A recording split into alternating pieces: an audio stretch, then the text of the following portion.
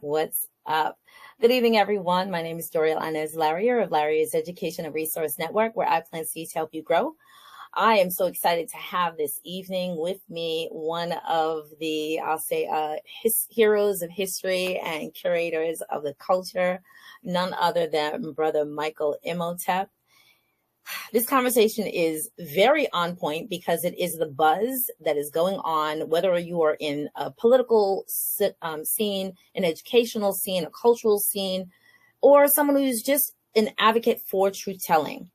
So tonight, I'm going to be joined by the historian, the national public speaker, the radio host, the researcher, the writer, Brother Michael Imhotep, who's at the forefront of education and empowerment. He is the founder of the African History Network and the host of the African History Network show on 9:10 a.m., the superstation WFDF Detroit.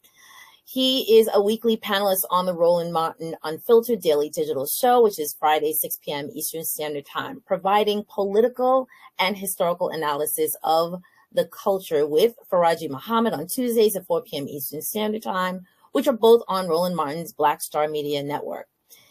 You can read his bio if you so choose. What I would more suggest that you do is to watch him, is to listen to him, is to get not only a sheet of paper and a notebook, but please get yourself a 3-ring binder because you're going to need it. This brother drops gems like people dig for diamonds, with ferociousness, with vitality, with excitement. And I'm very pleased to have him on my show this evening. We are going to be tackling the conversation of the day, which is what is happening with education? What's happening with curriculum? Who's writing it? Whose perspective?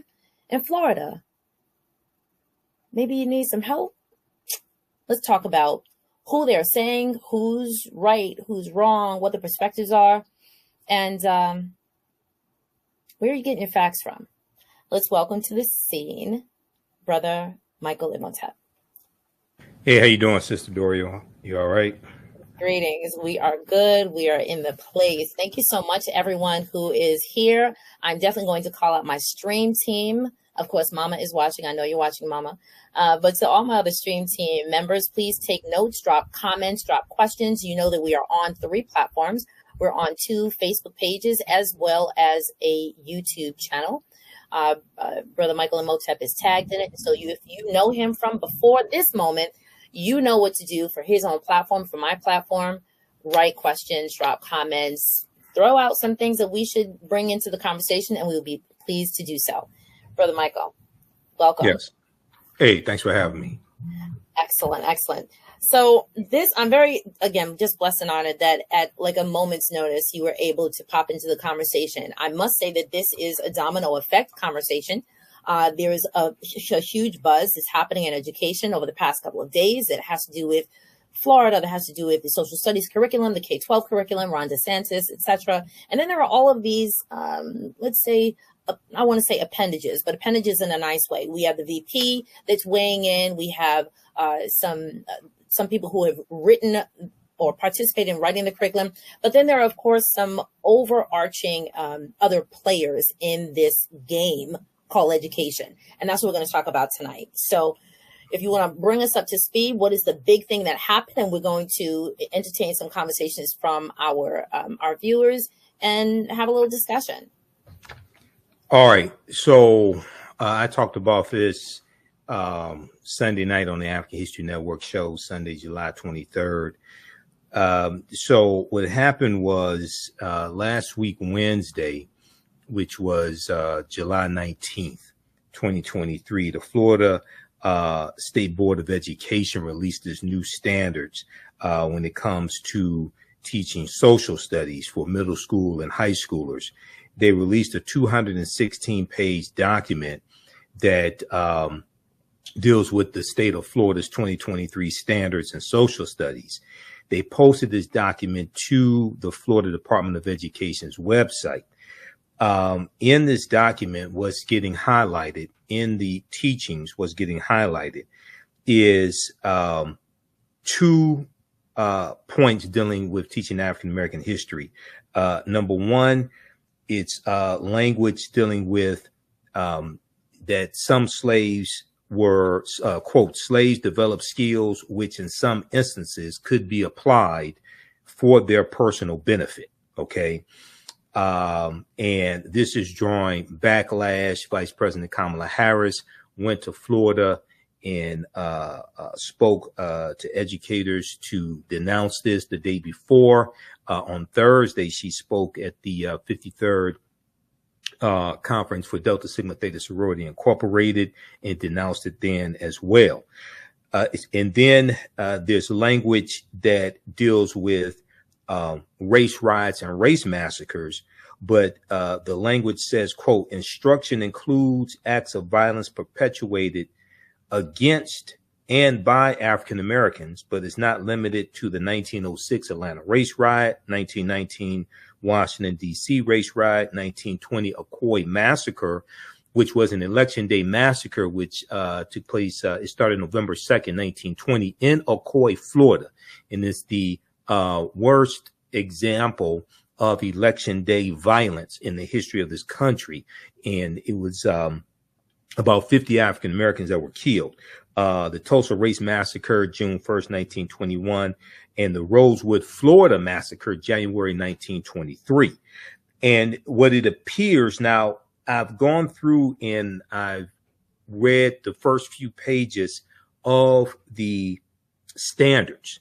And what I've read so far gives outlines of the topics, but it doesn't give the actual text that will be in the curriculum. Okay. So I haven't had a chance to review like the actual text, but what it appears that's being presented is an attempt, one, to try to sanitize slavery and say it wasn't that bad and slavery somehow benefited the slaves. And two, it appears that when we talk about acts of violence being perpetuated by African Americans during race riots, if this is accurate, how it's going to be presented, if you have African Americans who are defending themselves against white supremacists who are attacking us.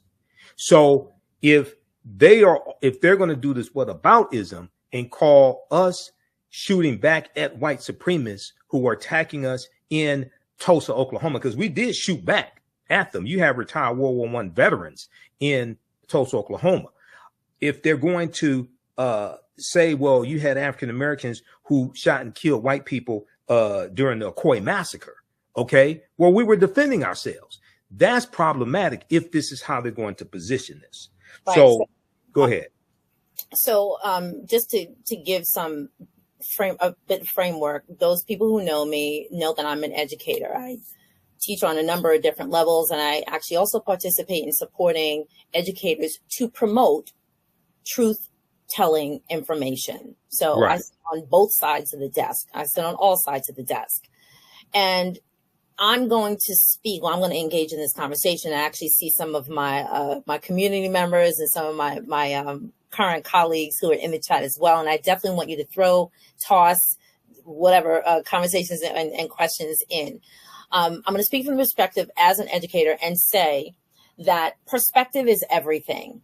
Right. And no matter where we are on this topic, one can teach from a book. And in part of my training, I found out later on in life, in my teacher life, that state curriculum or curriculum is designed for social studies is designed by the state.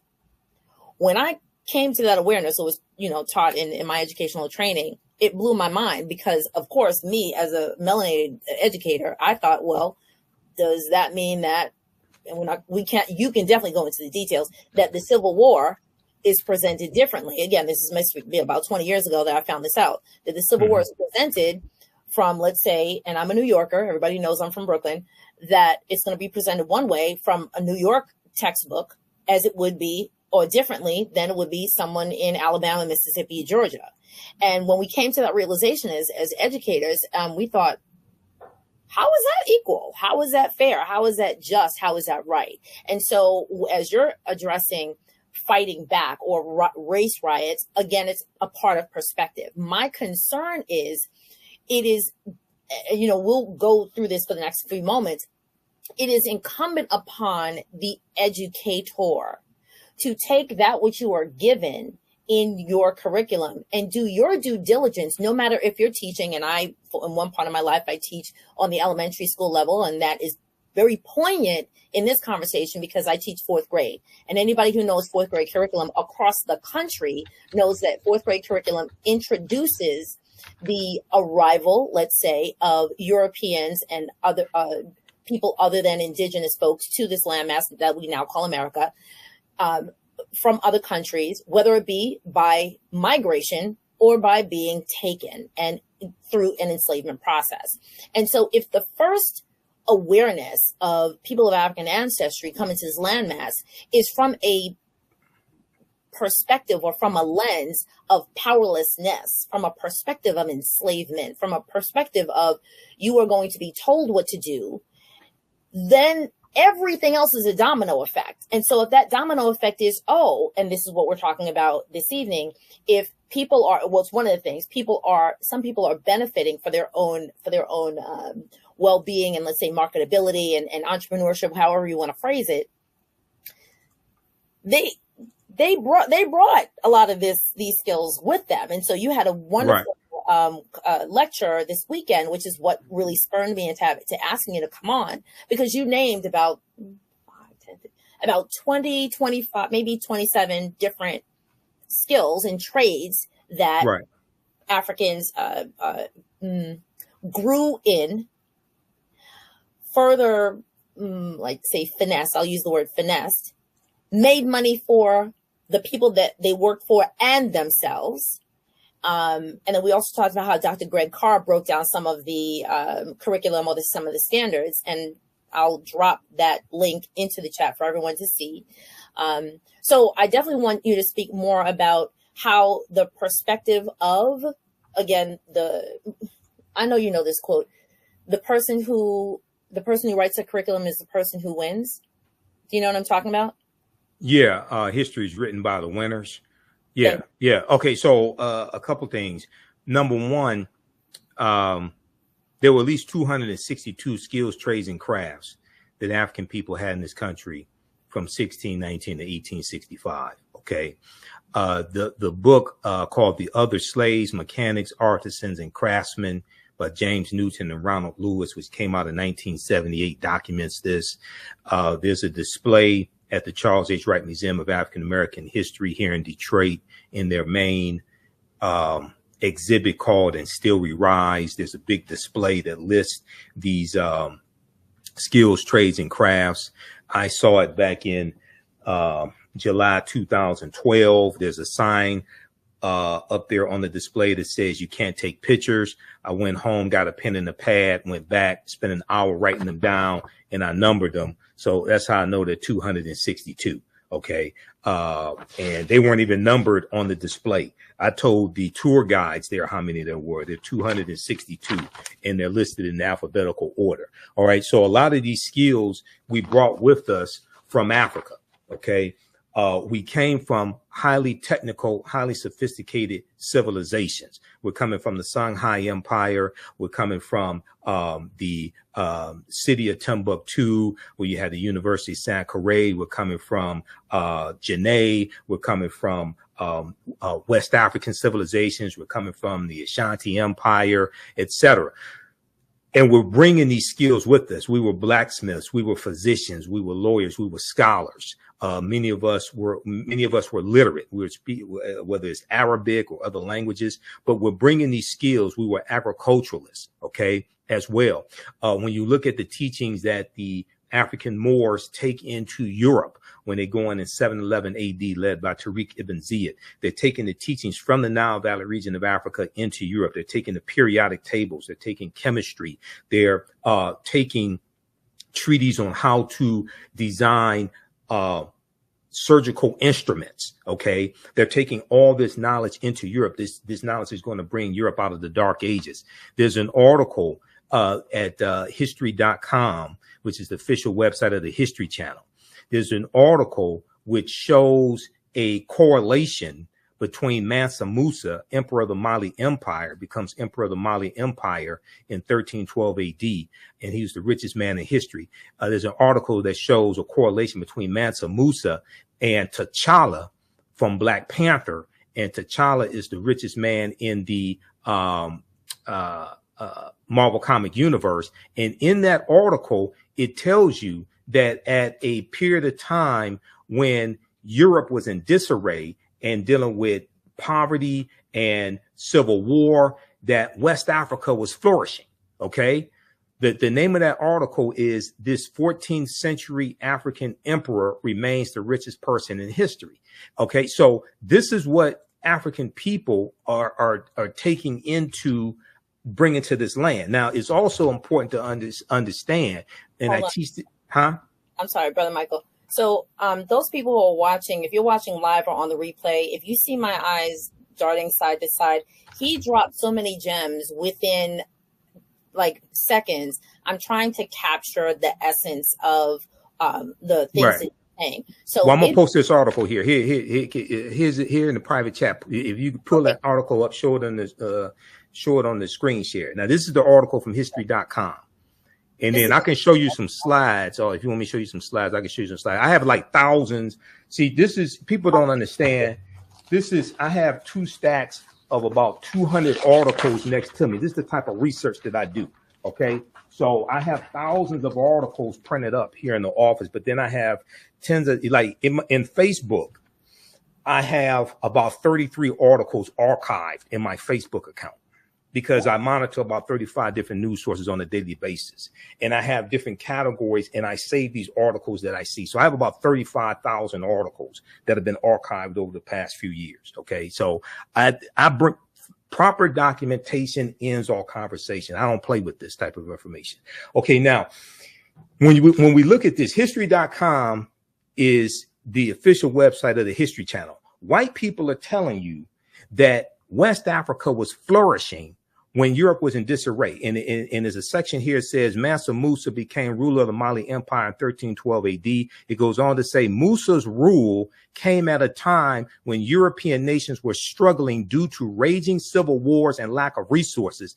During that period, the Mali Empire flourished thanks to ample natural resources like gold and salt. Okay, so we didn't have to be captured, taken away from Africa, taken away from our family, stripped of our nationality, stripped largely of our history, culture, language, spiritual systems, folklores, and mores, to be put into an apprenticeship program to hopefully be able to benefit from our skills if we had a kind enough master who will allow us to buy ourselves out of freedom, buy our freedom or something like that. Okay, so it is true that you did have Africans who may have been able to earn money, buy their freedom, or after slavery ends, when Georgia ratifies the 13th Amendment, December 6, 1865, who are able to go on and maybe acquire some land or something like this. That did happen, but that's not the norm for them to be able to buy their way out of freedom. To buy their freedom or something like during slavery. That did happen. So an example of somebody that happened to would be Paul Cuffey. Well, Paul Cuffey's father, Kofi. Okay. And there's a article from blackpast.org that deals with Paul Cuffey. And what's interesting here is that you have the you had the 2 members of this board who put together these standards. Okay, these 2 African Americans. You got a lot of Black Republicans involved with this, which is problematic. Okay, but they to defend themselves against the criticism, they put out 16 names of African Americans who they claim were slaves and who they claim learned skills during slavery that they were able to use after slavery or gain their freedom, what have you. Okay. Okay, brother. People, if you were watching, I'm telling you, do me a favor and take notes in the chat. Add it to the chat. I'm going to try to write as many of these names that were misnamed. There's 6 of them, right, Brother Michael? 6 Well, out it's of close to 8. I'm gonna give you the article. I'll give you the articles. no problem. So, Okay. so you can show because like when people watch the African History Network show, I show you the actual articles on the screen. Okay. Yep. All right. So Paul Cuffey. Now I just sent you this article from blackpast.org. Blackpast.org is one of the sources I use. They have 6,000 pages approximately of articles dealing with African history and African American history. Okay, now when you look at this article from Paul Cuffey is known for taking African Americans back to Sierra Leone. Okay, in the 1700s, he was born in 1759. Okay, and he's born in Massachusetts. Okay, now when we read this, the first paragraph here, it says, see, Paul Cuffey's father's name was Kofi, Kofi, and his father was from the Ashanti Empire in West Africa, and his father was captured when he was a child. Well, his father was a skilled tradesman who was able to earn his freedom. Okay, now you did have examples like this, but this wasn't the norm. So if they're trying to present this as like, oh well, it was beneficial for some slaves. No, you can't present it like that. Yes, you did have some who were able to buy their freedom. And also, two important things to understand. If you had skills that your slave master could benefit from, like if you were a jockey, for instance, because some of the first athletes in the African-American community were jockeys. We became jockeys during slavery. Then after slavery ends, we're going to continue to become jockeys, and we're going to dominate the Kentucky Derby. So when the first Kentucky Derby ran in 1875, 13 of the 15 jockeys in the first Kentucky Derby were African-American men. And the first Kentucky Derby was won by a 19-year-old former slave named Oliver Lewis. His trainer's name was Ansel Williamson. Ansel Williamson was an older African-American man who was a former slave. But what happens is white men get jealous of the type of money that we're making, and there's an organized effort to force us out of horse racing, threaten the jockeys, sabotage the races. You had the Ku Klux Klan threatening Jimmy Wink Winkfield, who won the Kentucky Derby twice, and he was the last African-American jockey to win the Kentucky Derby in 1902. Secondly, it's important to understand that right after slavery ends, this is when you're going to have a lot of these labor unions created. The National Labor Unions created in 1866. American Federation of Labor, that's about 1875. And these large labor unions are created largely to protect these jobs for white men and lock African Americans out of the jobs that we have been doing for free for 246 years. Because now that our skill sets are as good as white men or better, now that we're free, now we can compete for wages. And especially after the Civil Rights Act of 1866, which allowed us to enter into contracts, things like this.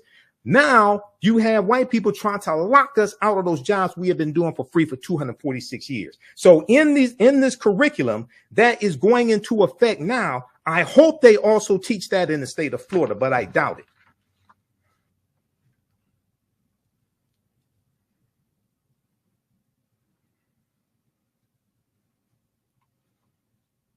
I don't hear anything.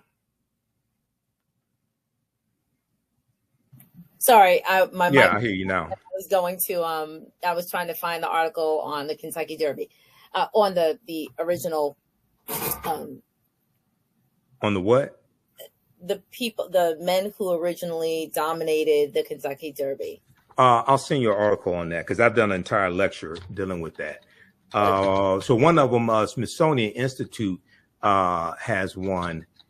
Smithsonian Institute has a good one because I have articles from all different sources. This one here, let's see. Yeah, the Kentucky Derby's Forgotten Jockeys. Okay, that's a good article right there. I'll post it here.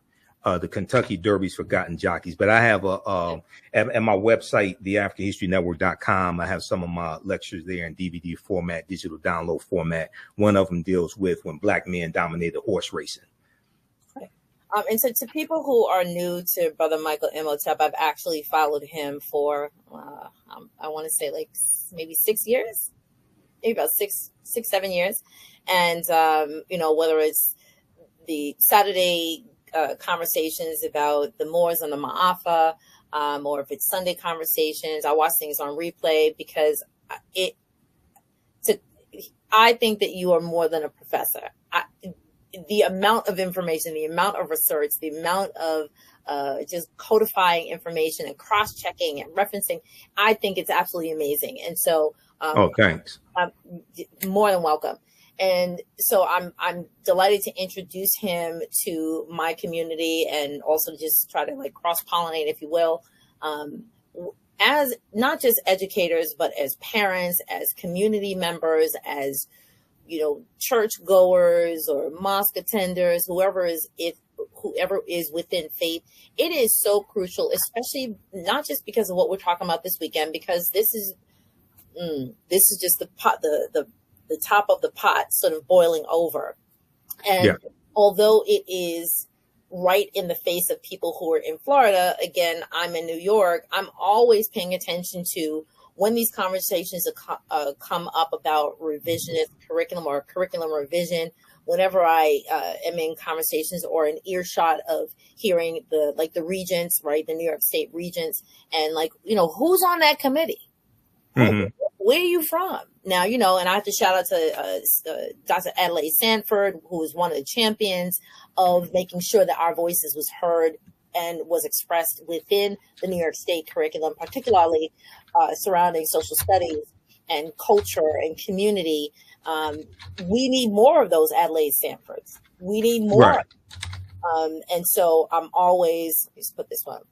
Yes, Dr. Allison Parker, he is a research genius. Actually, Allison, this brother, listen, if we had this brother at PD's, Dr. Allison Parker is one of my colleagues that I taught alongside of her. Oh. If we had this brother at PD's, we would have turned the schools upside down. Right. Speaking of which, I'm actually going to bring up, so thank you for this is the link. So listen, y'all, thanks, Allison. Yep. Thank you. Dr. Allison she's a researcher as well. I'm just so proud. Yeah, thanks, Dr. Allison. Yep. Great people. So I'm going to bring up a name, and the name is Tiffany Adichie. Tiffany Adichie. Are you familiar with her? Name sounds familiar. What does she do? So her branded name is the Budgetnista. Okay, that sounds familiar. Okay, so I know you're gonna look her up. So she is, she's come into her own. Like she did a 180. Let's just say she did a 180. She started out as a public school, as a preschool. Let's be clear, preschool teacher. And her claim to fame is that she was determined she entered the field intentionally as a preschool teacher. And there are a lot of misnomers about preschool educators and, you know, how, quote unquote, they may not necessarily have to know enough. And, you know, you just have to people just think you just have to like tie shoes and learn how to say that the letter A correctly. But parenthetically, some people still don't say the letter A correctly, but we'll leave that alone because that can be regional. All right. Past that, so she there was some downturn in the economy, and I think she just kind of fell on hard times with her job. Somehow that's part of this story. What she wound up doing is, even though her focus, Allison, I know you're paying attention, is that she wanted to make sure that her 4-year-olds, before they left her, knew how to read. Now, from early childhood educator, if children come into kindergarten, first grade, and Allison and I, we both taught in the lower early childhood division for a period of time, and then we taught in 4th grade. If we know clearly within 5 minutes of a child walking in a K1 classroom, if they had strong early childhood education. Right. We literally 5 minutes, we could tell. While she was doing her work, and then she had to sort of get sidetracked and do something else, she wound up saying, well, if I can't work in this particular area, I'm going to teach the parents how to not only teach their children if she could not be the teacher at that time, but she also taught them financial education. Now, those people who know the Budgetnista, just type in Budgetnista.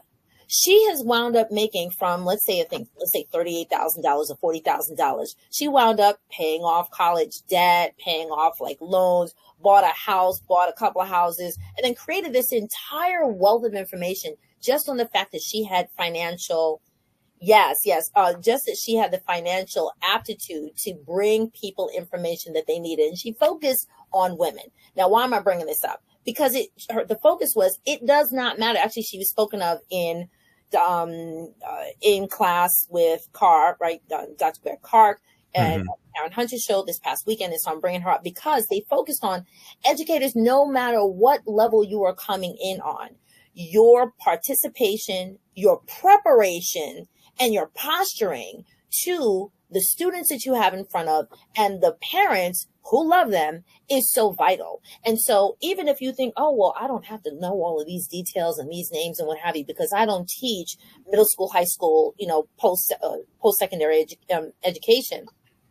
We have people who were, and if you're from Brooklyn, then you know the East, right? You know the East, and these, and like the Ocean Hill, Brownsville war that occurred with education and communities taking over the educational system in order to make sure that the curriculum that was taught was not taught from a perspective of a slanted lens. And so in this situation that we have in Florida, we have standards that are supposed to be across the board, but it really boils down to the perspective of the individual, the perspective of the teacher and what they bring to the table. So it doesn't matter if you're teaching preschoolers, if you're teaching elementary, middle school, high school, higher education, knowing, and this is where I want to go back to Brother Michael, knowing the names that we sort of run across, because not just the King and the Tubman and the Fannie Lou Hamer, well, not Fannie Lou Hamer, she's not actually a part of that kind of cadre, but the general names that we come across, we have to do our own due diligence. Don't just sit and get the textbook the day before.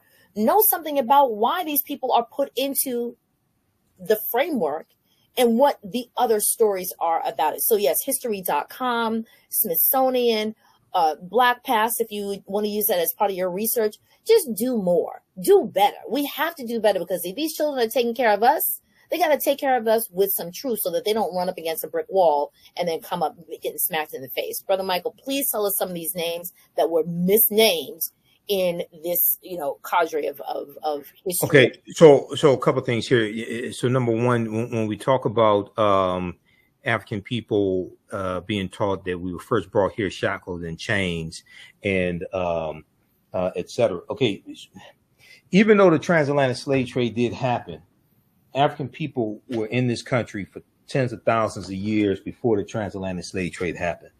People should check out the book, The First Americans Were Africans, Documented Evidence, by one of my friends, Dr. David Imhotep. And then his second book, The First Americans Were Africans, revised and expanded, because there's evidence of an African presence dating back at least 51,700 years ago. You look at the discovery that Dr. Albert Goodyear made in 2004 in Allendale County, South Carolina. They discovered 13 different types of evidence documenting an African presence, and they found that dates back at least 51,700 years ago. They found artifacts, architecture, carvings, campsites, Egyptian writings, footprints in lava, genetic M174D haploid groups dealing with DNA and genetics, linguistics, paintings, skulls, skeletons, structures, and tools. Okay. They found 13 different types of evidence documenting this. There's other research and other archaeological discoveries that push the timeline back beyond the approximately 13,000 to 15,000 years, which would be the Clovis culture discovery, which was discovered in Clovis, New Mexico, which modern establishment archaeology says is the oldest evidence of Homo sapiens, modern man, here in this land. African people were here long before then. Secondly, Christopher Columbus never came to the land that we call the United States of America. The closest Columbus came here was Cuba, which is about 90 miles away. So even though Columbus conquers the Bahamas and Hispaniola, on the island of Hispaniola, you have a Dominican Republic, in Haiti, he goes in Puerto Rico, Honduras, Panama, things like this. He never came to this land that we call the United States of America. So we have to understand a chronology of like the last 50,000 years of history. Yes, African people were here tens of thousands of years before anybody else. Yes, the transatlantic slave trade did happen also. African people migrate for different reasons at different periods of time. And if we look at the discovery that came out of Morocco in June of 2017. And I deal with a lot of these archaeological discoveries in my online history classes. They found remains of Homo sapiens that date back between 300,000 to 350,000 years ago in June of 2017 in Morocco, which is over 100,000 years earlier than the oldest remains of Homo sapiens, which were found in Ethiopia that dated back 195,000 years ago. So the deeper they dig, the blacker the planet gets, the more research they do, the older we get. Okay, now to address your question dealing with what were some of the names that they got wrong. If you look at this article here, this was from the Tampa Bay Times, and it was picked up by yahoo.com because Tampa Bay Times put up their paywall after so many people started reading this article. And I cited it in my broadcast that I did after I did Roland Martin's show on Friday. Benefited from slavery. Critics say some of the state's examples were never even slaves. Okay, so what happened was these two. Now, I'm also going to give you this article here because now this second article, this is from WTSP Channel 10 in Tampa Bay, Florida. Florida Department of Education stacks Black History Task Force with DeSantis allies. Okay, these are the Negroes who helped put together this propaganda. Now, this article is from June 8th, 2023, and 5 out of the 6 are Black Republicans. The one Black female Democrat is described as being like the most conservative Democrat probably in the Florida state legislature. And she's the one that I have the video on the African History Network Facebook fan page saying she thanks God for slavery because if it wasn't for slavery, she'd be in Africa right now worshiping a tree. Okay, that Negro. All right. And so, her name is State Representative. This is State Representative Kimberly Daniels. State Representative Kimberly Daniels. So this article goes through and explains the 6 Black Ron DeSantis allies that were put on this advisory board that put together this curriculum. Okay, now if we look here at the at this article, what happened was because of the backlash that they were getting, they put out 16 names, and the 2 African Americans who have PhDs. I don't know what the PhDs are in. The 2 that have PhDs that put together this list.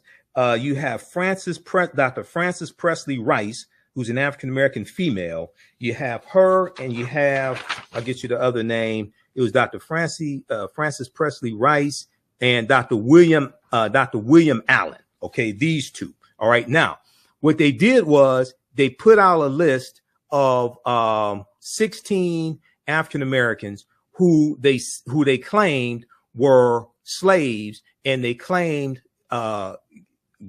gained skills during slavery that they were able to use to their benefit. Okay, and those 16 names you have let's see, you have Ned Cobb, Henry Blair, and let's see, is it in this article here? I want to show you the 16 names.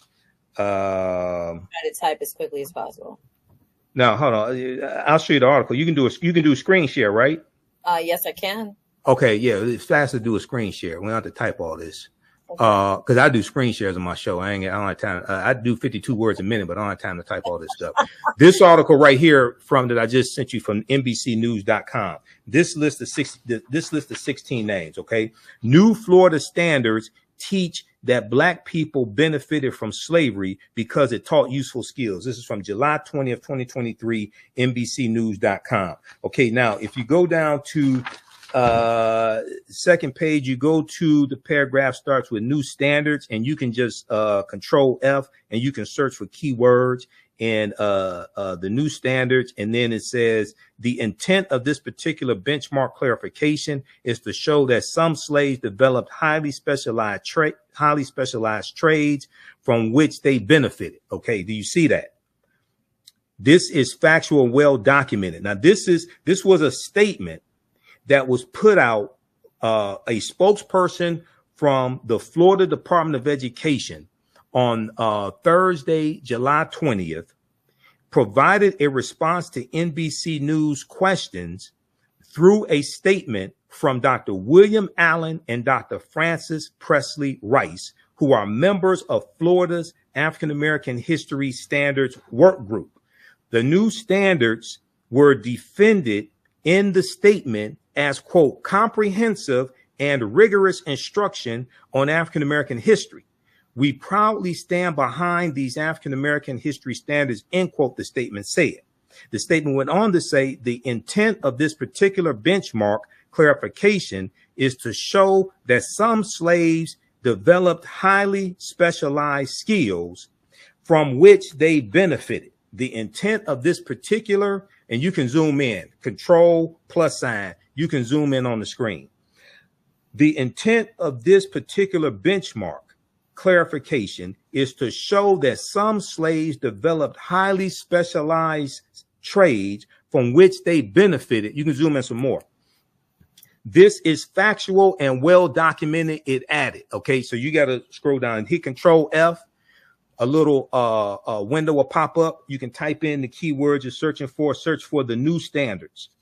Okay, now the statement continued. Quote: some examples included blacksmiths like Ned Cobb. Okay, yeah, right there. Okay, then the intent, and then the paragraph below that, the statement continued. Okay, some examples include blacksmiths like Ned Cobb, Henry Blair, Lewis Latimer, and John Henry, shoemakers like James Fortin, Paul Cuffey, and Betty Washington Lewis, fishing and shipping industry workers like Jupiter Heyman, John Chavis, William Whipper, and Crispus Attucks. Okay, tailors like Elizabeth Keckley, James Thomas, and Marietta Carter, and teachers like Betsy Stockton and Booker T. Washington, end quote.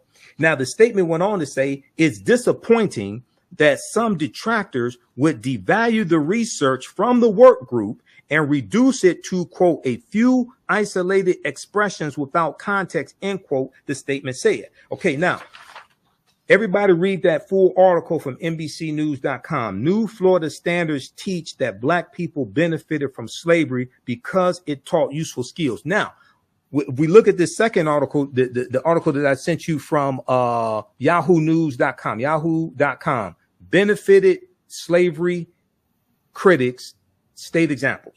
Pull that article up. So what happened was, I'm in class. Yes, sir. So what happened was, you had critics who were providing evidence saying, wait a second, almost half of the names that these two PhDs presented as people, as African people who were enslaved, who gained skilled trades during slavery and used them to the benefit, almost half of those people were never slaves. Okay, so if we look at page 2 of the article, it says several, but other sources offer conflicting descriptions of the 16 historic figures, and critics came forward quickly to attack the department's claims. Several argued that nearly half of the figures highlighted by the state of Florida from their education department were never enslaved. Others who did spend time in slavery did not gain their skills from their servitude. Okay, now Andrew Spar, SPAR, president of the Florida Education Association Teachers Union, he said they just threw out a bunch of names to make it seem like something good came of slavery. He said the reality of it is the facts don't back up what they're saying. Okay, now if you go down to Booker T. Washington, okay, click on story continues. Click on story continues. Click right there. You got to go down. Okay. He mentioned Booker T. Washington. Just Control F Booker. Control F search for Booker. Booker. He mentioned Booker T. Washington, included on the state list as an educator. Booker T. Washington was enslaved, but did not gain his skills until after being freed at age 9. Booker T. Washington worked in mines and as a houseboy before entering school, according to Tuskegee University, which he founded in 1881. So it is true that Booker T. Washington was a slave, but he gains his skills after slavery ends and after he's freed. Now, Georgetown University postdoctoral fellow Joshua Stein took issue with the state of Florida's use of James Fortin and Lewis Latimer as examples. Okay, now the Florida Department of Education said Lewis Latimer, and you could probably zoom in a little more on that, control plus sign. Let's see. You could just, yeah. So you get it so people can see it landscape on your cell phone. Okay. Now scroll down because that's Booker T. Washington. We're going next to Georgetown postdoctoral fellow Joshua Stein took issue with the state's use of James Forten and Lewis Latimer as examples. The department said Lewis Latimer was a blacksmith born into slavery in 1848. This is what the Florida Department of Education said with these black PhDs who were supposed to know so much. And they said he was freed in 1852. And they said that James Forten was a shoemaker born into slavery in 1766 who escaped in 1784. Now, a museum dedicated to Lewis Latimer states that he was born to two self-liberated, formerly enslaved parents. He was self-educated. He worked as an inventor, participating in the development of the telephone and incandescent lighting, among other inventions. That's with Thomas Edison. Lewis Latimer was not born into slavery. Lewis Latimer was never a slave. But these two black PhDs are putting out misinformation saying that Lewis Latimer was a slave. Now, the Museum of the American Revolution describes James Forten as a black entrepreneur born to free parents. He served on privateer ships during the American Revolutionary War and became a wealthy sailmaker. James Forten was never a slave, but they try to make it seem like he was. Okay. Now, not only were they not slaves, Joshua Stein wrote on Twitter, he said their provided professions were also incorrect. He said, so you're wrong on both halves. Now, the Florida Department of Education listed Henry Blair as a slave who became a blacksmith and an inventor.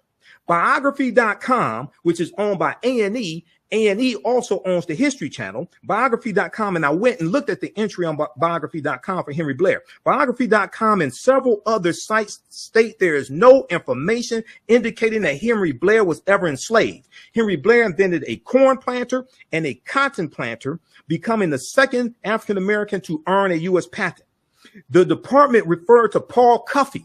Okay. Now, Paul Cuffey had the Back to Africa movement before Marcus Garvey. Paul Cuffey was the Department of Florida said Paul Cuffey was a shoemaker and a ship owner born into slavery and escaped to freedom in 1781. According to paulcuffey.org, Paul Cuffey operated, the paulcuffey.org is operated by the Westport's Historical Society. They said Paul Cuffey was born in 1759 to an emancipated slave, a freed slave, and having worked on whaling boats starting at age 14, Paul Cuffey established a shipping business in Massachusetts. Paul Cuffey was never a slave. Paul Cuffey's father's name was Kofi. Kofi was from the Ashanti Empire in West Africa. He was captured and brought here, and he was able to earn money and gain his freedom. Paul Cuffey was born free. So they go through and they cite these different examples of how these two PhDs put this misinformation out to justify more misinformation. And then if you look at this right here, this is from blackpast.org. This is on Paul Cuffey. Okay, right here. I can't remember if I gave you this one. Hold on. I can't remember if I gave you this one here, but we'll give you it again. Pull this up on Paul Cuffey. Okay. It's important for everybody to see this. There were examples of African Americans who gained skills or who already had skills when they were brought here, who were able to gain freedom, able to make some money, save some money. They had a master who was nice enough to let them buy their own freedom. Okay. But that's not the norm. That's not the majority of them.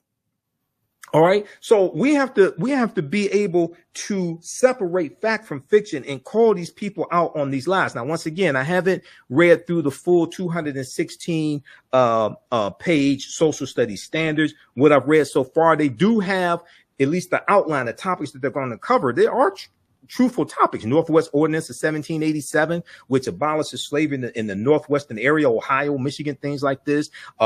They have a correct explanation so far, the 3/5 Compromise of 1787, because it didn't say that African people were 3/5 of a human being. That's a misunderstanding. That dealt with how do you count the enslaved population for taxation and apportionment. Okay. Here, I sent you the link. For Paul Cuffey. You got it?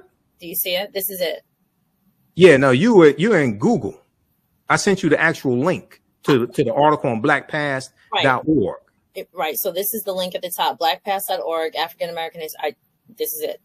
No, I mean, you can pull up the actual article. I sent you the link to the article. Do you? I thought I was looking at it. It says Black Past on the top of mine. Yeah, but that's a Google search or a Yahoo search. Okay, that's what I put in. Yeah, put it in your browser for the domain name, not in Google to search. If you put it in Google to search, it's going to pull up all those different hits. You want to put it in the browser where the domain name goes. Got it. To actually pull up the actual article. Okay. So now what's so important about this is that these large states like Texas, California, Florida, they shape the direction in which textbooks go. Okay, these large states. So if you have something like this being pushed by the state of Florida, and then Governor Greg Abbott in Texas and his Department of Education picks up something like this, it's sending this in a totally different direction. And this is not, it's also important to understand that this ties into this whole anti-critical race theory attack, which is a false attack, because what they've done is they redefine what critical race theory is. And this goes back to the September 2020 memo that Donald Trump did that banned critical race theory when it came to training government employees. Okay, there's an article from NBCnews.com that deals with, and I have it here in my critical race theory folder. There's an article from NBCnews.com called "How Trump Ignited the Fight Over Critical Race Theory in Schools." How Trump ignited the fight over critical race theory in schools. This is from May 10th, 2021 from NBCnews.com. And this is even before Christopher Rufo put out his tweet talking in March of 2021, talking about how they were going to redefine critical race theory. Okay, so what happened is Donald Trump, who I warned people about in 2016, I warned people how dangerous Trump would be. He did this executive order. And here is the link to the article here. Put this in a private chat so you can bring this up and show this to people. It's important for people to read this because this whole anti-critical race theory movement is coordinated, is well financed, and they use Fox News to amplify it. Okay. So Brother Michael, 1 second. Yeah. So as I'm going to pull up the next article, and I just wanted to highlight these two comments. So Dr. Allison, what will be the next step in Florida, in the Florida school system? Do the standards have to be approved by a higher institution? And then that's a question. And then a comment is the teachers tend to take the curriculum and just present it as factual without doing any due diligence. And as true educators, we are to do our due diligence and not just take what is presented, because as we see from this conversation here, this lesson, this is a new classes in session. Take notes, folks, that all the information presented is not necessarily factual according to truth. And thank you to Dr. Iya Ajwa. I believe I'm saying it correctly. Developing skills is not the same as being paid for those skills. Thank you so much for that. All right, Okay. So for my understanding, these, which article was that I read this in? Washington Post has an article from July 22nd, 2023.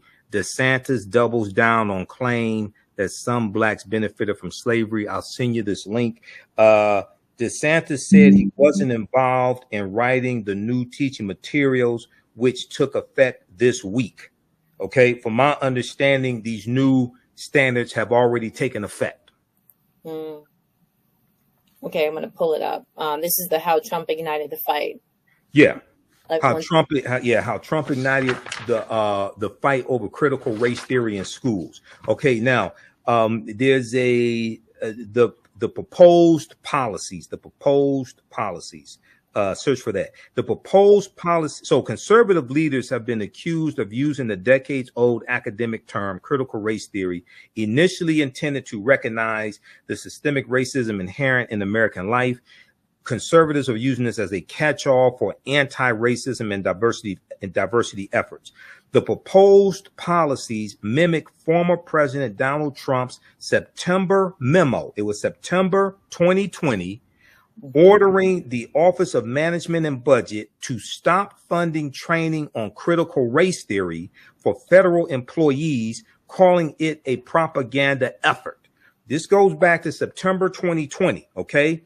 Around the same time, Donald Trump condemned the 1619 Project, a Pulitzer Prize-winning 2019 New York Times report led by reporter Nicole Hannah-Jones. Now, I do have some issues with the 1619 Project, but there are some good things in there that can be used. Okay, that holds America was truly founded not in 1776, but 1619, when the first enslaved people were brought to the colonies.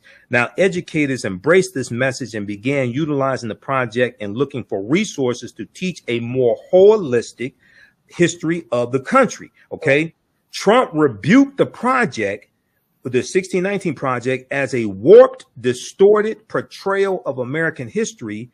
Both the memo, the executive order in 2020, September 2020, and this attack on the 1619 Project sparked the commission of the 1776 report that Donald Trump commissioned, meant to combat the contents of the 1619 Project. Okay, so then you have the countrywide uprisings in the wake of George Floyd's death, only fueled this matter, etc. Now, what happened was in March of 2021, you had Christopher Rufo, this conservative Christopher Rufo, who put out this tweet, and he talked about how they were going to redefine what critical race theory is.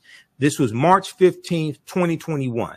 And what he said was the goal is to have the public read something crazy in the newspaper and immediately think critical race theory. We have decodified the term and will recodify it to annex the entire range of cultural constructions that are unpopular with Americans. So what they wanted to do is take this term critical race theory that most people don't even know what the hell it is. They wanted to make it an umbrella term to put everything dealing with race that they don't like, teaching the history of slavery, civil rights movement, things like this, put this under that umbrella of critical race theory, rebrand it, and then pass legislation in states, especially former Confederate states, banning critical race theory in K through 12, but critical race theory is not taught in K through 12. Critical race theory is a legal analysis that developed in the late 1960s after Dr. King's assassinated. So right around 68, 69, people like Derek Bell, Kimberly Crenshaw, and it's a legal analysis to understand the laws in this country that perpetuate racism. Okay, it's taught in law school, graduate school, a little bit at the undergraduate level. It's not taught in K through 12. These conservatives have lied, redefined what critical race theory is, said it's taught in K through 12, can't prove where it's being taught in K through 12, then pass laws to ban what's not even being taught in K through 12. This is the hustle that they're running. Okay, and they've hoodwinked some Negroes to be part of this hustle, like Senator Tim Scott, who's running for president, who blocked the George Floyd Justice and Policing Act, and then is bragging how he refunded the police. He's the one who blocked the George Floyd Justice and Policing Act in the Senate, the black guy. Yeah, go ahead. Right. So I want to pull up this quote. Thanks, Dr. Allison. And I know there are a lot of other people actually who are watching because I'm looking at YouTube. I'm also looking at Facebook. So Allison, were you broadcasting on Facebook? Somebody was asking. Oh, it's on my personal page, Doriel Larrier, and then on Learn to Grow, letter U, Learn to Grow You, my business page. I need to share that because people were asking about where is it on Facebook. Facebook, okay. Yeah. What's your Facebook page? Personal page is Doriel Larrier. So Doriel Larrier. Okay, that's not the one with the middle name, is it? Yes. That's the one. Okay, because I looked. I don't see you on Facebook. I looked on your personal Facebook because we're Facebook friends. The same page that we're friends on, right? Yep. Yeah, I looked on that one. It's not broadcasting on that one. Okay, hold on, I'll get it. So anyway, so the media has a role, which is to control the thinking of the masses, not expecting someone like Mr. Imhotep to fact check them. I definitely want to just focus on this for a moment because Go ahead. we're not all asked to be as erudite. I'm going to use the phrase erudite as Brother Michael. No one's asking people to do that. But what we are asking as educators, as families, as communities, not just to, and again, like Allison and I, there are other teachers who are paying attention. We're not the be all and end all, right? Education may start, it actually starts in the home. Everyone can agree on that. It starts in the home. It continues in the classroom. But don't think that it ends in the classroom. Because as someone I had a conversation with this weekend was like, well, I think that, so some of us teachers will say, okay, here's the curriculum and there may be standards. And I could actually pull up the clip by Dr. Greg Carr, who took one of the standards and sort of broke it down and said, in essence, what people are thinking is like this, oh my goodness, it's let's just say it's racist in an elementary way. He in essence said, no, it is a guide, and how you interpret the guide is where the perspective and the positioning and the preparation comes in for you to deliver the information. Now, if you don't go home and do your due diligence, as was mentioned earlier, then you're going to present a slanted purview or a slanted view of the information. So go ahead. Right. I'm going to try to grab this part of the video from Dr. Greg Carr. So somebody told Dr. Greg Carr that something was racist? So no. So I'll let you hear it. He takes one of the standards, and the way he breaks it down, the interpretation is, oh my goodness, this is going to present a slanted view. How he says it is, based on your prior preparation and your knowledge, your background knowledge, the way you deliver and explain the information could then be the twisted format, could be the twisted lens. So let me put this up. All right. Let's see how fabulous I'm going to be. I'm excited. Okay. Video, share screen. Here we go. I'll play about 3 minutes. Just, Michael, please tell me that you see it and hear it. Can you see it? I see it. Okay, I'm going to play about 2 minutes of it. At this moment, he's going into one of the standards that is in this Florida K-12 curriculum. Okay, and share the Facebook Live broadcast is running right now. Share it on my personal page, please. Will do. People are asking for it. Okay, got it. The Eli Whitney's cotton gin. Benchmark clarification is there. Clarification number 1. Instruction includes the use of a map to show westward expansion. Oh, shit. Sorry about that. First of all, we're going to argue about who invented the cotton gin, but that's cool. Psychologists have recently discovered that the real reason why you procrastinate so much is not due to your laziness. You get a map of westward expansion. We did that in the intro class when we ran it back in the fall and early spring here in Nubia. Westward expansion and the use of king cotton, that long staple cotton out of South Carolina, which then revolutionized it, all that stuff that went through Texas. I get to use the map. Oh, man, y'all are finished. And then the one that's getting all the attention. SS.68.AA.2.3. Examine the various duties and trades performed by slaves, e.g. agricultural work, painting, carpentry, tailoring, domestic service, blacksmithing, transportation, period. Slaves, people mad about that. I'm mad about it too. But the overall section says, analyze the events that involved or affected Africans from the founding of the nation through Reconstruction. Were those Africans not enslaved? Yes, they were. I'm now reading this as a fight between the members of the committee. The person who is thinking like we thinking got Africans in the bold benchmark.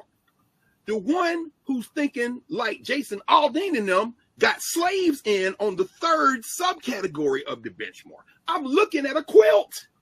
Come on, y'all. This is why literacy is important. I'm not talking about anybody here. I'm talking about people who's stop watching MSNBC or reading one article or hearing somebody on TikTok try to break this down. Go to the document and go with somebody who know what they're talking about. And here's the thing that caused everybody the consternation under what I just read. Here's the benchmark clarification. Clarification number 1. instruction includes how slaves develop skills which in some instances could be applied for their personal benefit. What you think about that, Prof? Wait, trick question. So this is Captain. Trick question. Here's the thing. Most of us were enslaved in formations that did not involve hundreds of people on a plantation. Carter G. Woodson's grandfather, remember we read about this when we read his article, his 1943 Negro History Bulletin article, My Recollection of Veterans of the Civil War. Carter Woodson was enslaved in a small formation, a handful of Africans enslaved by this European. This white boy trying to make money. As Woodson explains about his grandfather in Virginia, the soil that they were working was poor. So they had to labor like hell, which means the white boy ain't making no money, which meant there were moments when he hired Woodson's grandfather out to other places. Woodson's grandfather then got hired out. And remember, that's how he learned to become a master carpenter and furniture maker. And he started making money. And the deal was, I make this money, I bring this money back to you, and I keep this money for myself.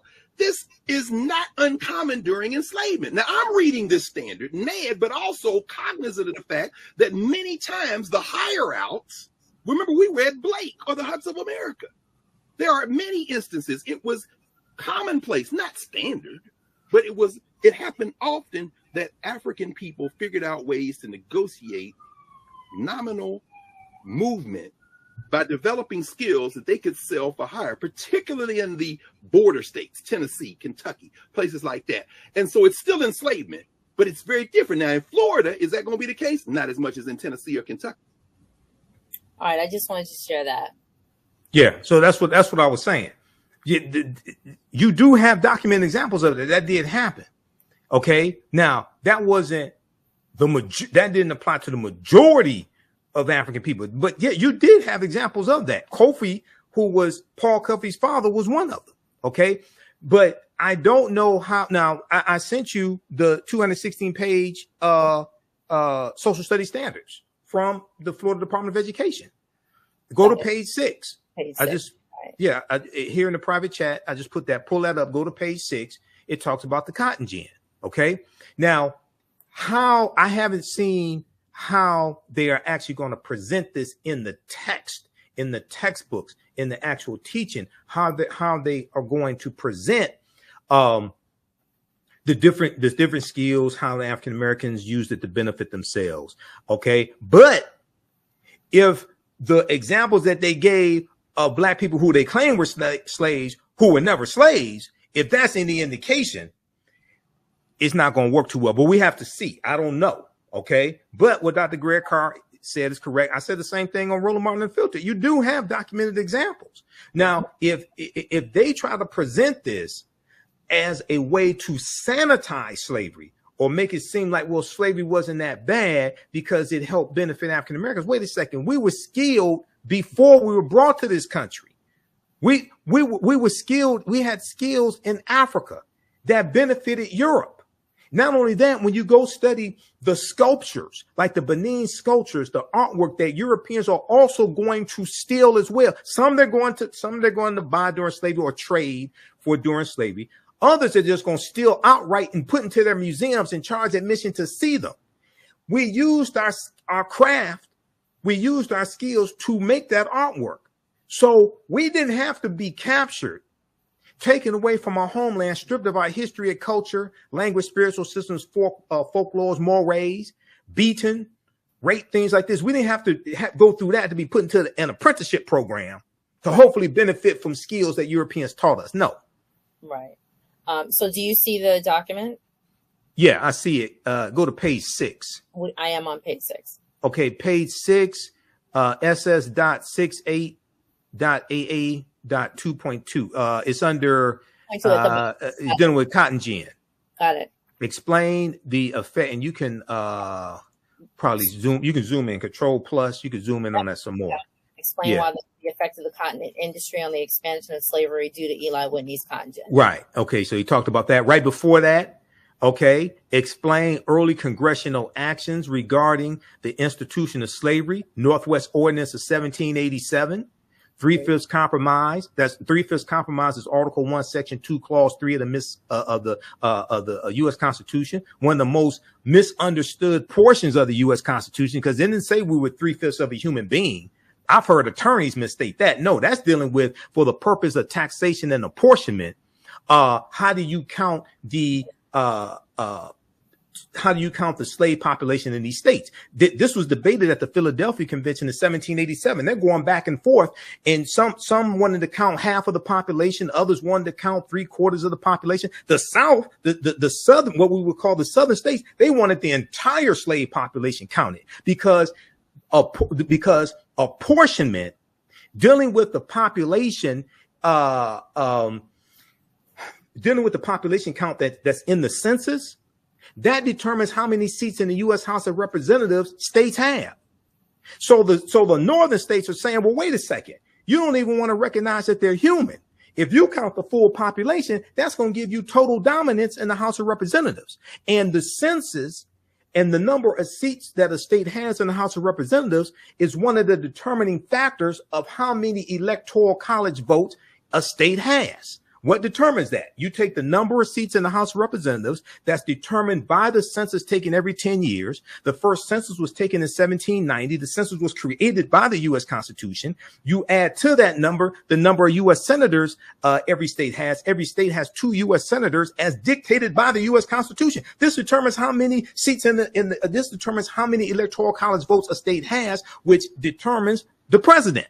Okay, so the North is saying, well, wait a second. If you count the 100% of the population, you're going to have total dominance in the House of Representatives. So they go back and forth. They decide to count only 3/5 of the population of enslaved Africans. It's not saying that we were 3/5 of a human being. That's a total misunderstanding of the U.S. Constitution.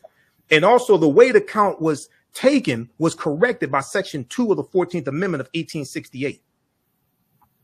So let me pause. Go ahead. You have this is one of those moments, and a couple of us in here are like social media buffs. This is one of those moments that you have to say, I was today years old, because we will still run they said that we were 3/5 of a person. No. Right. That's false. That's right. False. So you've cleared that up. And so here I am. I'm going to run this into the ground. It is imperative that people who are the influencers and make the impact on the lives of the young people, whether you be the auntie, the person down the street who cares for the kids, the grandmamas and them, the church folk, the sorority, the fraternity, the community, whatever, that you put a primary source into the hands of children before you put a device and give the children free reign. So we have all of these young people who are growing up who, if you put on something that is educational in the slightest, and I'm going to pull up something that's very old and only a couple of people understand what this is, that they're like, oh my goodness, that's so boring. Yet you ask them a question that's in regular life. I want to say regular life, like when they get into social circles where they have to have conversations, where they have their first job or their first experiences and things like this, whether it be social welfare, human condition, global issues, or politics, come up, and they're asked for their position and they don't have a framework. They don't have a background. Now I'm going to show this, and just happens to be, who remembers this? Yeah. That book that's a comic book. Yes, it is. Yeah, I remember that from school. Right. Yeah. Yep. Right. I think we're about the same age. So this is the Golden Legacy series, and it was our version of comic books. And I actually, this is not from my collection. I think I was going like to some, I don't know, like a shop, a consignment shop or what have you. And I saw them, and I literally, because I'm me, I went like this. Nobody else sees this? And I snatched as many of them as I could, because they are, it's a classic. It's an item. And I showed it to, I have 2 sons. I showed it to them, and they were kind of like, never saw that before. Yeah, but you see Marvel and, all those type of comics. But the information is so key for children to hear the right information as early as possible so that they don't grow up with these warped personal issues with their self-esteem. So Right. we're now you said, Brother Michael, we were going to chat for an hour. I just want, for the record, it's an hour 15 minutes. So I'm going to Okay. What time do you have to get out of here? Oh, I'm fine. Okay. Yeah, I can go a little. I can go a little while longer. Here, No this is two things.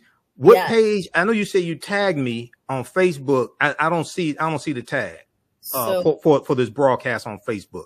It's at Learn to Grow You. so I That's- take you on my personal page, so I'll Yeah. go to Grow You. Yeah, but I don't see the tag. I don't see a tag from you at all. And because it's broadcasting right now on Learn to Grow You on Facebook. Yes, sir. So I should be able to just go there and see it. Learn to Grow You. Correct. Let's see.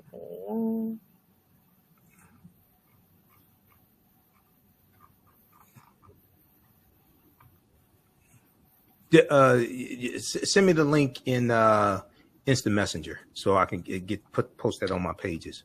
You got it. Okay. Now, also on that same page where you have the standards up. Okay.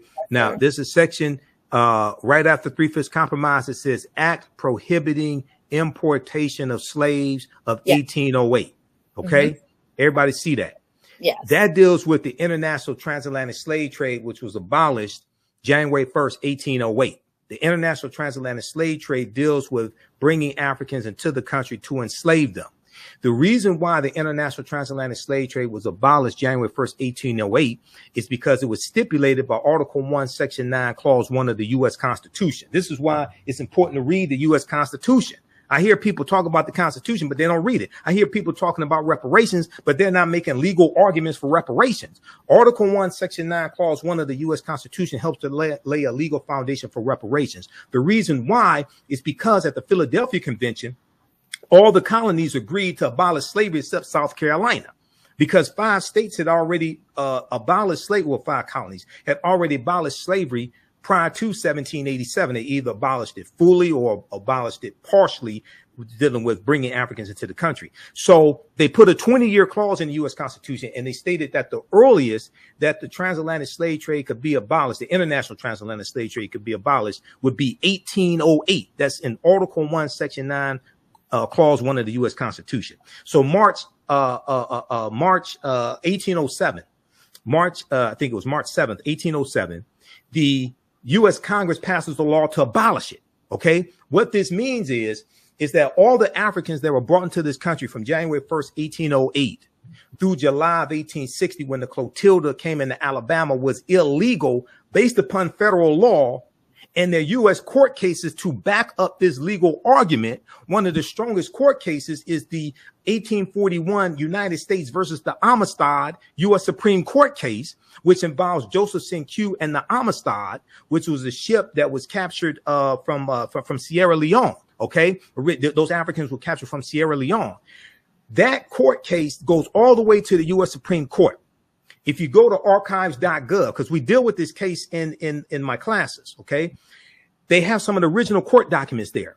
The U.S. Supreme Court ruled that, number one, when those Africans were captured, it violated international treaties, number one. Number two, they ruled that it was illegal for that ship, the Amistad, to come into U.S. waters because the international transatlantic slave trade had been abolished. Okay, in January 1st, 1808.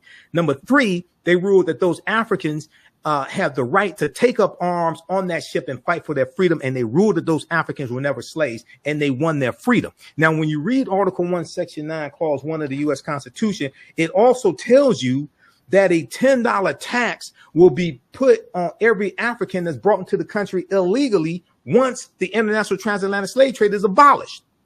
Okay, so that gives you the foundation of a legal argument for reparations. The second legal argument would be, and even stronger one would be, the Black Freedmen Indian Treaties of 1866, because Article 6 of the U.S. Constitution tells you that the U.S. Constitution, all of the treaties and all the subsequent treaties are the supreme law of the land. And those Africans who were slaves of the Choctaw, Chickasaw, Creek, Cherokee, and Seminole Indians got some type of restitution, they got land, they got membership in those Native American nations, etc. All right. So I hear people say things like, oh, well, our ancestors worked for 246 years for free.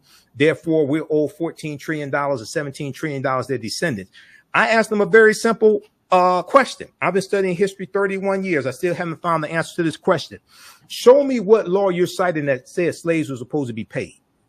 Because I still haven't found it. It's not in the U.S. Constitution. I checked. What is it in the colony? Is it state law? Is it federal law? What law? See, these are not legal arguments. When you go to lawmakers, you argue law. The reason why, especially dealing with something like this, the reason why is because when you challenge laws, laws get challenged in the judicial branch of the federal government, the courts, federal court of appeals, U.S. Supreme Court. You have to make sure you're making strong legal arguments that can withstand a legal challenge, because it will be challenged in court. If white people challenge an executive order for student loan forgiveness, and that was going to help millions of white people, and they challenged that and took that to the 6-3 conservative Supreme Court and got that struck down, you think reparations is not going to be challenged in court? Right. So you have to be on strong legal footing, okay, for this. And too many of our people are focused on getting the check cut and don't understand how to make legal arguments. For those people who know that class is in session, we need to continue class with Brother Michael Imhotep. This is going on the replay. This is we shared with every educator. Now, those people know I'm on vacation. I don't want to hear anything about vacation. Okay. Oh, no. But when I heard that you could come on and actually have a conversation about something that some of my, friends who are in the South, in Florida, and I'm like, hey, what's going on? What y'all gonna do? Listen, some people are like, hey, maybe we should homeschool, because if we can't have these conversations and have regular conversations, because some people are gonna get nervous. They're gonna feel triggered. They're gonna feel like they're attacked. I'm an advocate of homeschooling, but that's not the solution. The reason why is because white children need to learn the truth also. All children need to learn this history. Correct. And a lot of parents of different races want their children to learn the truth. This is not about making white children feel guilty or anything like this. What it is you got some white parents and grandparents who probably know that their ancestors were involved in some of these atrocities. They probably know that their ancestors threw rocks at Ruby Bridges, or their ancestors were involved in bombings in Birmingham, Alabama. And they call Birmingham Bombingham because they bombed so many black people's homes and businesses in Birmingham, Alabama.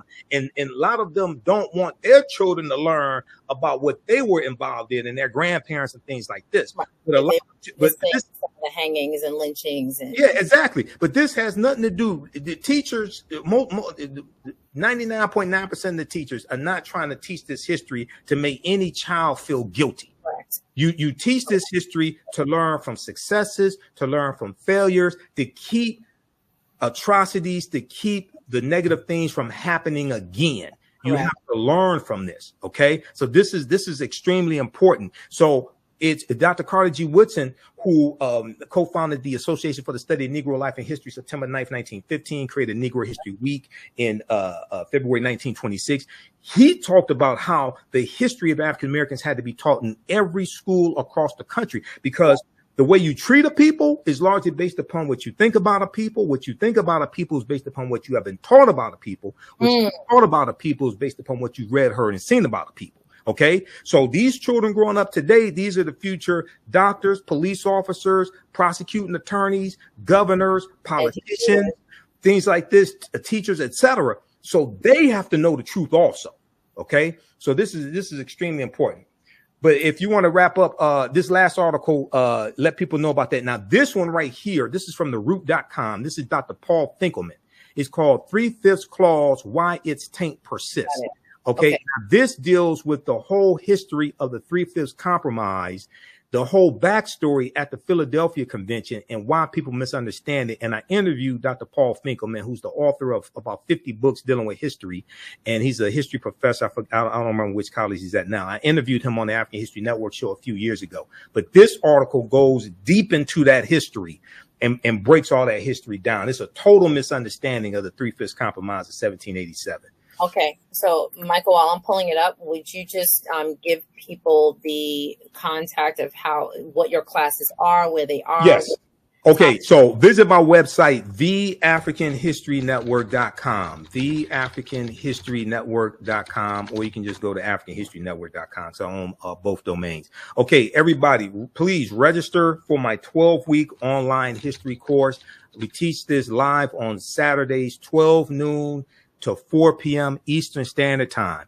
You don't have to be in the class live. Let me repeat, you don't have to be in the class live. We do the sessions live. All the sessions are archived and recorded. You can go back and watch it anytime. So a year from now, 2 years from now, you can go watch the entire course. Ancient Kemet, one of the original names for Egypt, the Moors, and the Ma'afa, understanding the transatlantic slave trade, what they didn't teach you in school. The Ma'afa is a key Swahili term which refers to our Holocaust, the Great Disaster. We deal with thousands of years of history and what leads up to the transatlantic slave trade taking place, and we go through and analyze the transatlantic slave trade. I do a PowerPoint presentation. It consists of over 200 slides. We go through and look at about 80 to 100 articles. There are about 7 books that we reference in the class. And I show you excerpts of the book on the screen. Nile Valley Contributions to Civilization by Tony Browder, my friend Tony Browder, who I interviewed in April 2023 is one of them. Classical Africa by another one of my friends, Dr. Malefi Keti Asante, who's one of our top authorities on African history. Golden Age of the Moor, edited by Dr. Ivan Van Sertima. And one of my friends, Renoko Rashidi, has an essay in here. Dr. Jose Pimenta Bay, who's one of the baddest scholars on the history of the Moors, has an essay in this book. We use this one right here. Also is a good reference, How White Folks Got So Rich. How White Folks Got So Rich, The Untold Story of American White Supremacy. And there's some other books that we use as well, like The First Americans Were Africans, Documented Evidence by Dr. David Imhotep. Okay, so we have book references, articles, video clips, all of that in the class. The content is PG-13. You can use this with your children. The class is on sale $80 right now. It's $130 value. You get free. You got 5 of my lectures in digital format that are free in the video library. So this is you'll never look at history the same way. Your understanding of politics is directly related to your understanding of history, and we take you through our history chronologically. We look at the 800-year occupation of Europe by the Africans known as the Moors. And I put my website link here, too. That's the article there, but you can pull up my website right now, Doriel, so everybody can see the website, theafricanhistorynetwork.com. We take you through our history chronologically, and then we look at the 800-year occupation of Europe by the Africans known as the Moors, who take the teachings from the Nile Valley region of Africa into Europe. And these teachings bring Europe out of the Dark Ages. And we see how this leads to the transatlantic slave trade. And it's important to understand Christopher Columbus. Now, this is a book that we use in the class by Dr. John Henrik Clark, Christopher Columbus and the African Holocaust, Slavery, and the Rise of European Capitalism, because Columbus is crucial to the expansion of the transatlantic slave trade. He helps lay the foundation for slavery, racism, capitalism, and the exploitation of indigenous people, which will lead King Charles V in August of 1518 to sign the Asiento de Negros, which drastically expands the transatlantic slave trade and increases the need for enslaved Africans. Okay. And then the second class that I teach, which is on Sundays, 2 p.m. to 4 p.m. Eastern Standard Time. This picks up where the first class leaves off. This is called Black Resistance Movements from the Haitian Revolution, U.S. Civil War, Civil Rights Movement, and Black Power Movement, 1800 to 1968. We go through and we look at this 168, 170 year period of time chronologically. 1800, and then we start with the Haitian Revolution and the Louisiana Purchase of 1803, because those two events are related.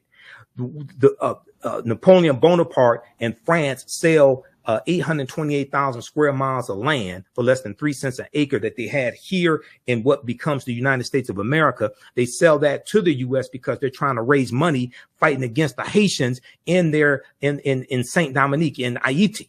Okay.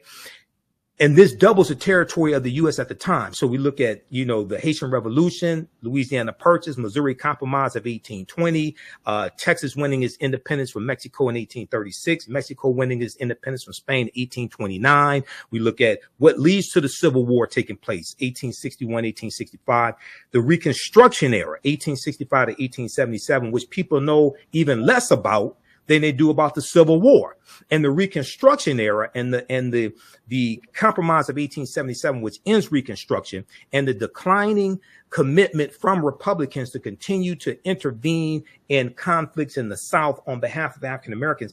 This leads to the Jim Crow era. This leads us to where we are today. So to understand how we got to where we are today, we have to understand the laws and policies put in place and that chronology of history to understand where we need to go from here. Your understanding of politics is directly related to your understanding of history, and politics is the legal distribution of scarce wealth, power, and resources, and the writing of laws, statutes, ordinances, amendments, and treaties, their adoption, interpretation, and enforcement. This is why I tell people we have to stop telling African Americans to exercise your right to vote. You don't vote for exercise. If you want to exercise, you go to the gym and work out. You vote for power.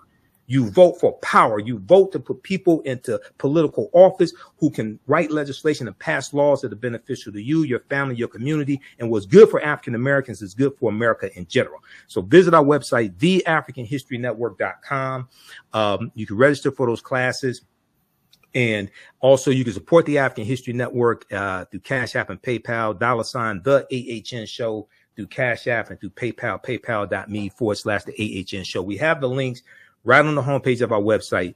Use those links because there are people who set up fake Cash App accounts pretending to be the African History Network, and they're stealing money from us. So that's why I put the information right on the homepage of our website so you can click on the links right there. And that's our website address, theafricanhistorynetwork.com. You can also email me through the website if you have any questions, or call me 313-462-0003. 313-462-0003, and the contact information is on our website as well. And then we also on the homepage we have a 15 lecture bundle of my lectures in digital download format. It's on sale for a very limited time only. It's $50, regularly $175. It's called African History Awakens the African Mind from Mental Death. And you get 15 of my lectures in digital download format or in DVD format if you want it. Okay, let me just put up that number. Okay. Yeah, so 313-462-0003. Excellent. And you can also email me right through the website as well. So, and as soon as you register for the classes, you can start watching content right away, immediately.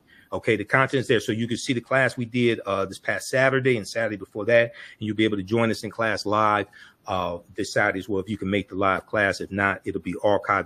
The classes are archived about 10 minutes after I finish doing them. You can go watch the replay. I'm okay with being on vacation and having a lecture. I am thoroughly okay. I am thoroughly okay.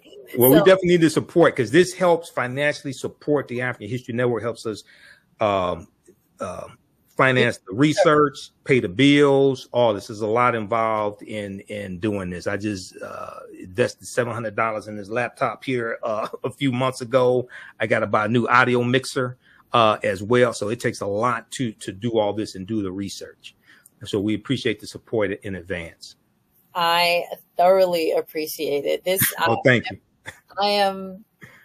I'm giddy because I feel like a fangirl. I am. Oh, okay. I watched thank you. For about 6 or 7 years, and just like this, like just eating popcorn and like getting all this information.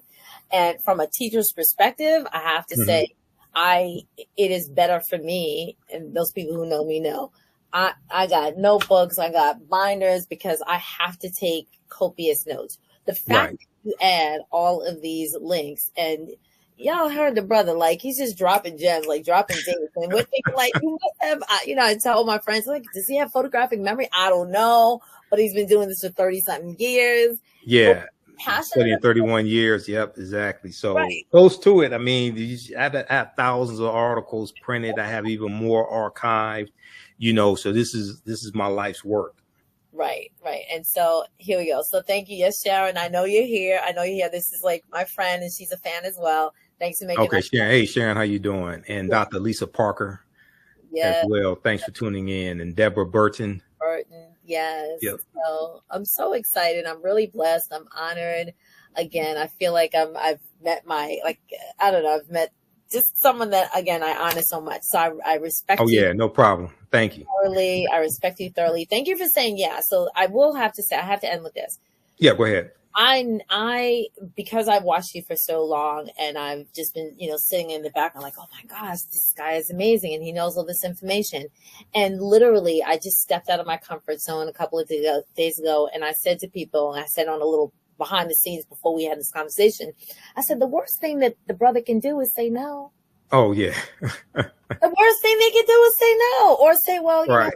You're not. Yeah, you asked me and I said, yes. I saw you interviewed one of my teachers, Professor Jane Small. So I said, okay, I've seen a few of your broadcasts, a few minutes of your previous broadcast, but I saw you had Professor Jane Small on. So I said, okay, she's the real deal if she had one of my teachers on, Professor Jane Small. So listen, it's a blessing. It's a blessing. And I will say this publicly. This is the first. I pray it's not the last. Yeah. Let me know when you want me to come back. And also want to say hi to Dr. Iya Ajua as well. She's watching. Yeah. Yes. So, again, teachers, educators, family, community, aunties and them, nanas and them. If you want some additional stuff, even just to play in the car on those long rides, right? Go to his website and but not only that, this is content you can use in your classroom to augment what's not taught, because I provide you with the sources. We go through, look at the articles. I provide you with the sources, with the documentation, so you can use this in your classroom as well. Precisely. Or your homeschool, you can use it there also. Precisely. Or your rites of passage programs. Yes. And your study groups and your churches, all of that. You can use it. You can use it all that. And if you want me to do a presentation for your group or organization, email me right through the website as well. We can set that up also. Yes, I appreciate it thoroughly. So, welcome back to Monday Nights, everyone. Formerly known as the Digital Couch, now the Doriel Larrier Show. I am so blessed and honored and highly favored that you said yes. He said yes. And so we're here. We're doing the work. And this work, it's a passion. Yes. It has purpose. And it should be supported. So yes, I've supported this brother. I've gotten one of these 10-week series maybe about 2 years ago. Oh, you gotta. Well, here's the thing, just so people know, if you've taken any of my classes in the past, you get a discount for a new course bundle. You'll get the classes for $60. You get both classes for $60. I give a discount. We call them returning students. So you get a discount if you paid for one of my courses in the past. Okay. And the content that I have now is more expanded than what I had 2 years ago. Of course. Okay, the content for the class now. So you got to register for this stuff now, because we're going to deal with the Woman King movie and the history behind that. We'll deal with Queen Cleopatra, behind that.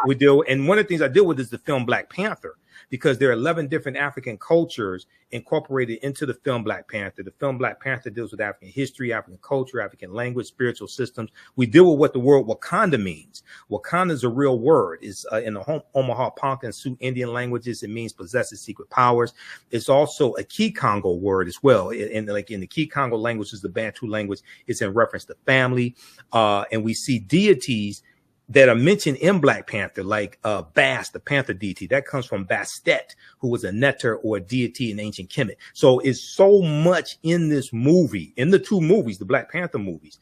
And I had to do 3 months of research on the movie and the comic book. And this is one of the books that I had to read. This one here. This is from Marvel, Black Panther, the Ultimate Guide. This deals with the 52-year history of the Black Panther comic book, because I had to go study the Black Panther comic book, characters and themes, to understand the movie, because we see that in the movie. Okay.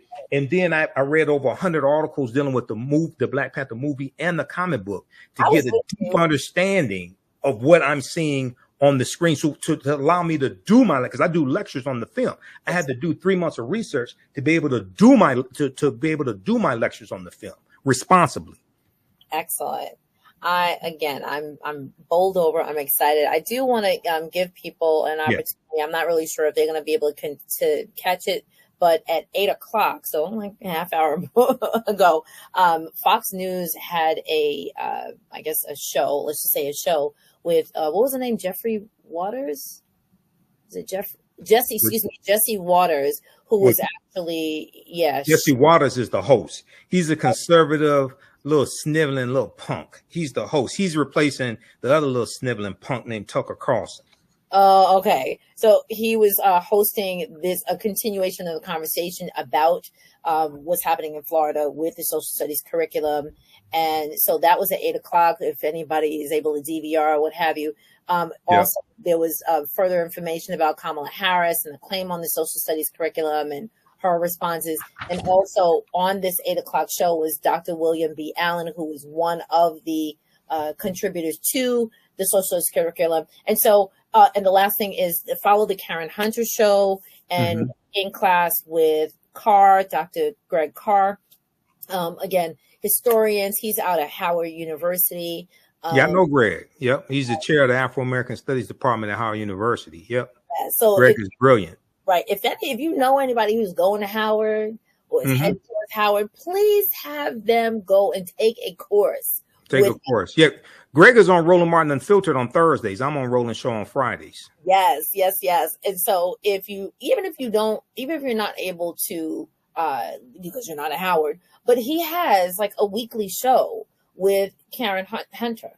Go follow them just for the beginning. But if you don't know a young person who's going to Howard, get your class. It's a new class in session, right? Like, get this information on the interwebs. Like, get you some learning. And I said it intentionally like that. So very quickly, two things. Now, Greg, he does a show with Karen Hunter. That's Karen Hunter's show. Greg has his own show on Roland Martin's Black Star Network, which is the Black Table.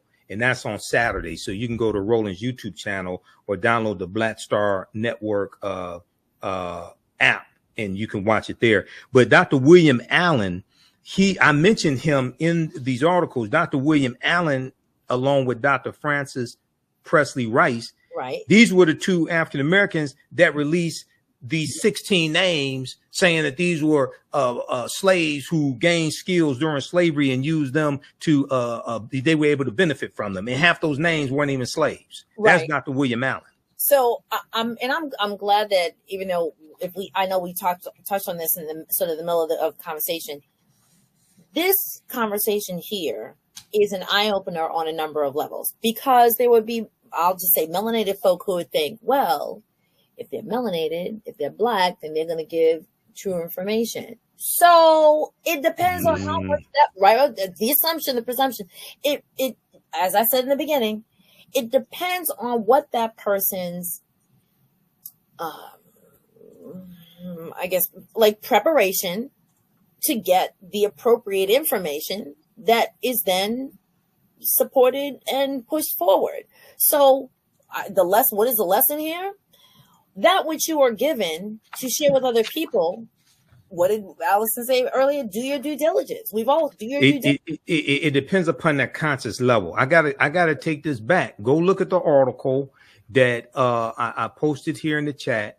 And I don't know if you pulled this up on the screen. Florida Department of Education stacks Black History Task Force with DeSantis allies. It outlines 6 new people. This is from June 8th, 2023. It outlines 6 new people that were put on this committee that devised these standards. 5 of the 6 are Black Republicans. There we go. Okay, WTSP, correct?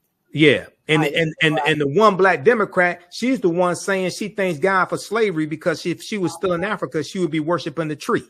Yeah, that was. See, these are brain damaged Negroes. Nothing is more destructive than a certified Negro that's still under warranty. This is what we're dealing with. Ooh.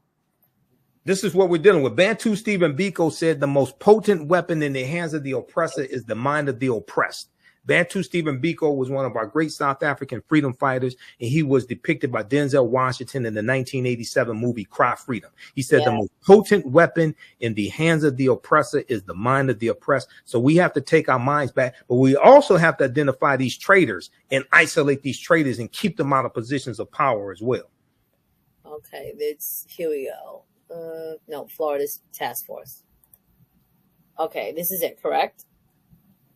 Yeah, that's the article. Scroll to the top so people can see the title. Yes, sir. Keep going up to, right there. That's the title. And then just click on that X to close out. Yeah. Florida Department of Education stacks Black History Task Force with DeSantis allies. This is the power that a governor has. Now I was warning people in 2018 when Andrew Gillum, the black mayor of Tallahassee, Florida, was running against Ron DeSantis, and some black people in Florida were saying they weren't voting for Andrew Gillum because he didn't have a black agenda. And I said, Ron DeSantis has a black agenda. He has an anti-black agenda. And an anti-black agenda is worse than, quote unquote, not having a black agenda. But a black agenda is not what politicians give us. A black agenda is what we give politicians based upon understanding history, economics, law, and politics. Okay?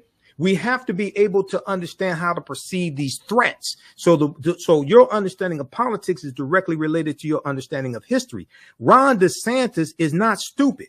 Ron DeSantis has a degree in history from Yale University. Yep. He's not ignorant of history. And when we study this history, we see that the elite have always manipulated the ignorant masses. They've always manipulated the ignorant masses. We saw it January 6, 2021, when Donald Trump sent the domestic terrorists to the U.S. Congress, okay, for the insurrection to interrupt a constitutionally mandated bicameral session of Congress, and he left them holding the bag, didn't even give them a pardon. You got over 1,000. You got over 1,000 people been arrested. You have probably now close to about 600 who've been convicted or taken guilty pleas. He left them holding the bag. He's the one that sent them there. It's a lot. It's a lot. Absolutely. It's a lot. I do want my community to know that this is the type of information that I'm going to continue to bring. And if you're interested in this type of information, then please support, of course, the brother here, support the efforts here on the Doriel Larrier show. There I am expanding into making it the opportunity to, I love tea. I have and I love 2 cups of tea. I can't just take one. I'll take 2 because I need to stay awake. You're going to see that 2 cups of tea dropped in certain links. When you click on it, you'll understand why I'm talking about that. So support those who are doing the work, who are doing the research, and who are trying to just make people's life a little bit easier to live by sharing truthful information. On that note, this is Doriel Larrier of Larrier's Education and Resource Network, where I plant seeds to help you grow. Again, I am so blessed and highly favored that I have Brother Michael Imhotep on my show. Yep. And then on my website at the top, there's information for my radio show, Sundays, 9 p.m. to 11 p.m. Eastern Standard Time, the African History Network show on 9:10 a.m. Superstation WFDF here in Detroit. But we broadcast on Facebook and YouTube at the same time. And those shows are archived as well. So visit my website, theafricanhistorynetwork.com. The information is there. All right. Thanks, Doriel. Thanks, people. Thanks, everybody. Hold on one moment. But we will be right with